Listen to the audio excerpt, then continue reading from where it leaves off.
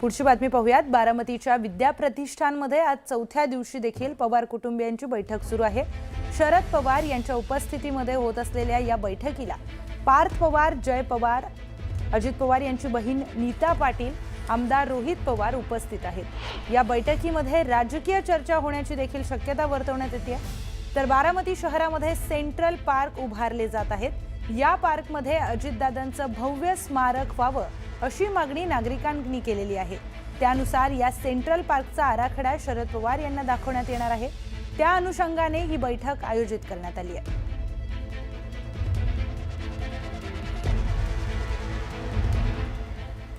तर दिवंगत उपमुख्यमंत्री अजित पवारांच्या विमान अपघाताच्या तपासामध्ये मोठी अपडेट आता समोर आली आहे। लँडिंगसाठी दुसऱ्यांदा प्रयत्न करण्यात आला, यावर तपासात भर दिला जाणार असल्याची माहिती सूत्रांकडून मिळाली आहे। विमान अपघाताच्या 3 ते 4 प्रमुख गोष्टींबाबत तपासाची चक्र फिरवली जाणार आहेत।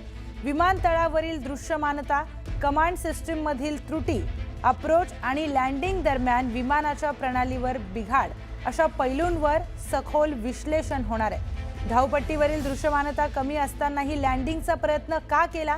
लँडिंगसाठी क्लिअर कमांड दिली गेली होती का? या सगळ्या प्रश्नांचा तपास केला जाणार आहे। दृश्यमानता खराब असताना देखील लँडिंगचा निर्णय का घेण्यात आला, या दृष्टीने देखील तपास केला जाणार असल्याची माहिती सूत्रांकडून मिळाली आहे।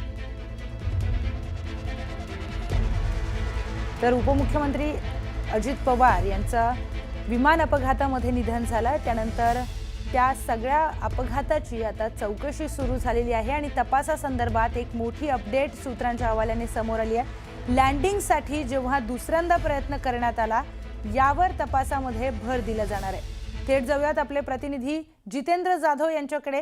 जितेंद्र, या अपघाताच्या तपासासंदर्भात 3 ते 4 प्रमुख गोष्टींबाबत तपास केला जाणार आहे, काय सविस्तर माहिती समोर येते? प्रियंका, आपण बघितलं की 28 जानेवारीला ज्यावेळी हे विमान लँड होत होतं त्यावेळी विमानतळावरील दृश्यमानता, कमांड सिस्टीम मध्ये असणारी त्रुटी, अप्रोच आणि लँडिंग दरम्यानच्या विमानाच्या प्रणालीत बिघाड अशा पैलूंवर त्या ठिकाणी सखोल विश्लेषण केलं जात आहे। आणि धावपट्टीवरील दृश्यमानता कमी असताना देखील विमानाने लँडिंगचा केलेला प्रयत्न आणि नंतर दुसऱ्यांदा ज्यावेळेस दृश्यमानता क्लिअर आहे का आणि मग लँडिंगसाठी धावपट्टी सगळी व्यवस्थित असताना कशामुळे ही दुर्घटना घडली याचा देखील या ह्याच्यामध्ये सखोल तपास होणार आहे। आणि सूत्रांच्या माहितीनुसार धावपट्टीवरील खराब दृश्यमानता असलेल्या परिस्थितीतही विमानाने लँडिंग करण्याचा प्रयत्न का केला, अशा परिस्थितीत लँडिंगचा निर्णय का घेण्यात आला, याबद्दलचा सध्या तपास सुरू आहे। आणि आता या संदर्भात ज्यावेळेस ब्लॅक बॉक्स ओपन करून केला जाईल आणि त्याचा अहवाल आल्यानंतर या सर्व काही गोष्टी ती समोर येणार आहेत।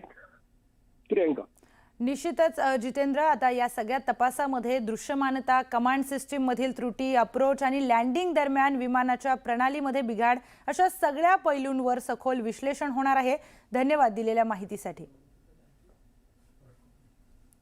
तर या सगळ्या घडामोडींसह वेळ झाली आहे एका छोट्याशा ब्रेकची। पाहत रहा न्यूज 18 मराठी, आवाज महाराष्ट्राचा।